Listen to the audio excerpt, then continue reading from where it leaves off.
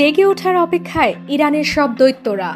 মাত্র ৮৫ সেকেন্ডের ভিডিওতে ইরান এবার যা দেখালো তা দেখার জন্য মোটেও প্রস্তুত ছিল না বিশ্ব, পশ্চিমারা তো নয়ই। আর এমন সময় ইরানের এমন প্রদর্শনী কেন, সেটা বুঝতে প্রয়োজন নেই রকেট বিজ্ঞানী হওয়ারও। এর মাধ্যমে বাঘেরিরা যা বলতে চাইল তা সহজ বাংলায় অনুবাদ করলে দাঁড়ায়, দোজখে হাবিয়া সাজিয়ে রেখেছি তোমাদের জন্য, দেখো একবার।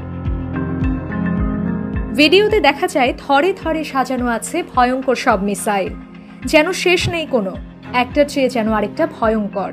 এসব ক্ষেপণাস্ত্রের মধ্যে রয়েছে খাইবার শেকান, হাজ কাসেম, এমাদ, সিজিল, কাদর এইচ এবং ক্রুজ পাওয়েহ ব্যালিস্টিক ক্ষেপণাস্ত্র। হাজার হাজার মিসাইল যেন হেঁটে দেখে শেষ করা যায় না। তাই বাঘেরিরা খোলা জিপে চড়ে দেখাচ্ছেন ইরানি বাহাদুরি। ইরানের সামরিক সক্ষমতা দিন দিন বাড়ছে, সেটা মেনে নিয়েছে সবাই। ইরান এ অঞ্চলের নতুন পরাশক্তি, এ বিষয়েও দ্বিমত শোনা যায় না। উল্টো বারবার বলা হচ্ছে ইরানের হাতে আছে পারমাণবিক অস্ত্র, এই জন্যই ইরানের এত হম্বিতম্বি, বলছে পশ্চিমারা। এদিকে সাথে আছে রাশিয়া, সাথে আছে চীন, এগুলো আগেই জানা। কিন্তু বুধবার ইরান মাটির নিচে এমন অস্ত্রের খনি দেখালো যেখানে মজুদ আছে হাজার হাজার মিসাইল, যেন শুধু হুকুমের অপেক্ষায় আছে যান্ত্রিক গোলামগুলো। খামেনি শুধু হ্যাঁ বলবেন, আকাশ বিদীর্ণ করে ছাড়খাড় করে দেবে ইসরায়েল গ্যাংদের। পাহাড়ের হাজার ফুট নিচে আস্ত এক মিসাইলের শহর বানিয়ে রেখেছে ইরান। মোসাদের কাছে খবর আগেই ছিল, ইরানের হাজার হাজার মাইল পাহাড়ের নিচে ঘুমিয়ে আছে সব আজব কিসিমের দৈত্যরা।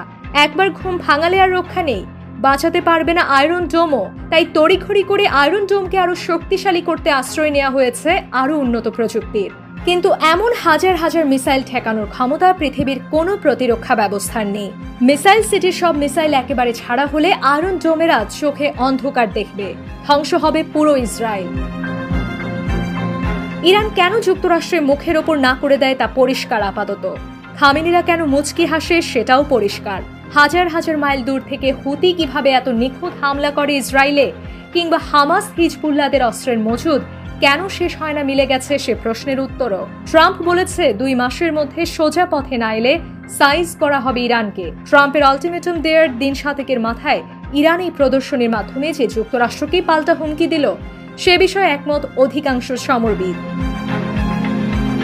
যেখানে ইরান সমর্থিত হুতি হামাসকে মোকাবেলা করতে হিমশিম খাচ্ছে পুরো পশ্চিমা শক্তি, সেখানে গডফাদার ইরানকে প্রতিহত করা তো দূরের বিষয়, উল্টো লাগতে আসলে শেষ হয়ে যাবে পশ্চিমা অহং, শেষ হয়ে যাবে নেতানিয়াহুদের আত্মগরিমা। কারণ ইরান সাজিয়ে রেখেছে আস্ত শব্দজোর।